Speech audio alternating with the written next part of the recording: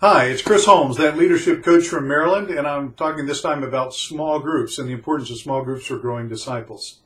The reason I want to talk about this is because besides food, shelter, clothing, and basic safety, one of the basic human needs we have is to be known. It is to know others, and it is to be known. It's to fit in someplace. I'm thinking back to that old TV series Cheers that was on a long time ago, and as a place to fit in. One of my favorite scenes from all time in TV history is when Norm comes walking in. Everybody says, "Hey, Norm," and Sam says, "How's it going?" And Norm says, "Well, it's a dog-eat-dog world out there, and I'm wearing milk-bone shorts."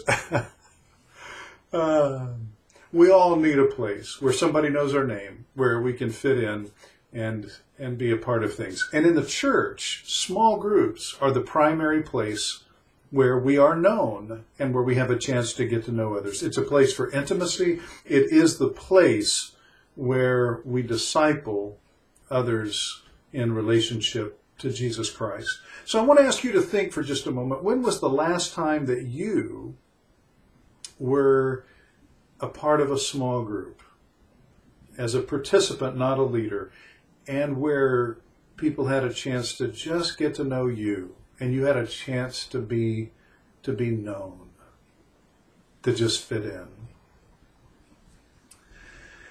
My own discipleship journey took a large step forward when I joined a small group. I stopped leading small groups in our congregation as pastor for a while so that I could participate as a small group, as a member of a small group. It was an accountability group, a discipleship covenant kind of group, and it is the time in my life when I was more intentional about my daily discipleship than probably at any other point in my life. It's a place where, I committed myself to hands-on ministry and to worshiping in other settings, daily devotions, and all of those things that we covenanted to together, because I was being held accountable by other members of the group for my discipleship. Isn't that interesting? I was a pastor of the church, and yet I was actually being intentionally discipled in that group by other laypersons who were also participating in the group. I'm convinced that the absolute brilliance of John Wesley is not his hymnody, it's not his theology, it's not even his great sermons and writings. His absolute brilliance is his emphasis on small groups. He got this to the core. In fact, the real solid core of the whole Methodist movement moving forward was being built around these small groups, the class meetings, the holy clubs. And I would even suggest that without the small groups, that Methodism would have probably been nothing more than just a flash in the pan of Christendom. And if you think about it, the early Christians were nothing more than the series, kind of this loosely connected network of small groups who are meeting in people's kitchens and, in these different cities of Corinth, Ephesus, Thessalonica, and Rome.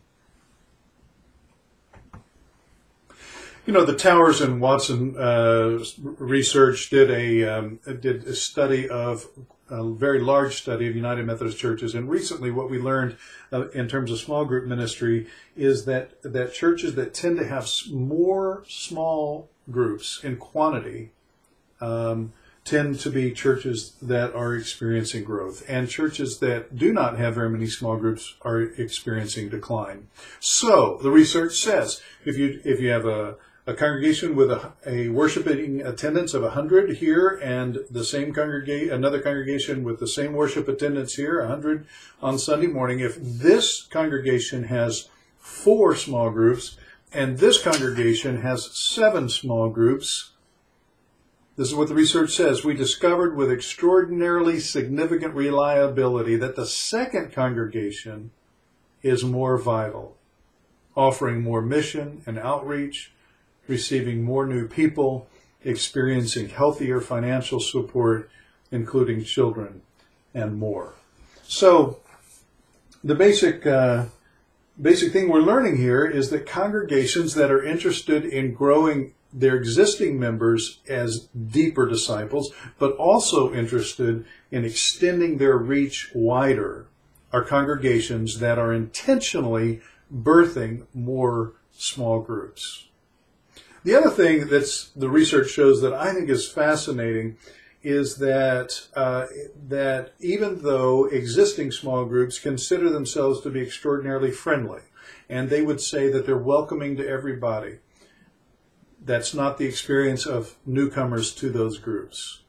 And they don't feel welcomed. And in fact, the longer the group has been together, the harder it is to assimilate a new person into that group. And so one of the basic reasons for starting new groups in your congregation, small groups, on a regular basis is as a point of entry for those who are newer disciples who are joining your congregation as attenders or as members. It's a place for them to begin to fit in, and they're much more likely to join a newly forming group than an existing one. Research also shows that, it shows that small groups are important for every age in a congregation, but the greatest corollary to vitality in a congregation is when it comes to small groups that has a number of groups for children, for young adults, and for youth. And that's true regardless of the size of the congregation. No, you and I know, we all know that in order to grow as a disciple of Jesus Christ, it takes more than just going to church on Sunday morning, right? I mean, that's important, going to church, but it happens in a smaller group setting. And it happens when we find ways to be very intentional about faith development in persons' lives. And the way we've done that in the existing church is we throw a lot of programming at them, and we hope they get it along the way. So we do some Bible study, and we offer, some short-term thematic studies, and we have United Methodist Women, United Methodist Men youth group. We have retreats, and we have Vacation Bible School, and we have some camping opportunities, and we just hope that somewhere along the way that folks are going to find a way to move from point A in their relationship with Christ and in their discipleship to point B. And what we found is that a few will move from point A to point B. Those are the most motivated and committed. But by and large, most of our folks attend those things, and they really do not help shape them more deeply as disciples of Jesus Christ. And so we scratch our heads and we kind of wonder what else is needed. And that's what I want you to think about today. What could you do in your setting to be more intentional about helping a person grow as a disciple of Jesus Christ?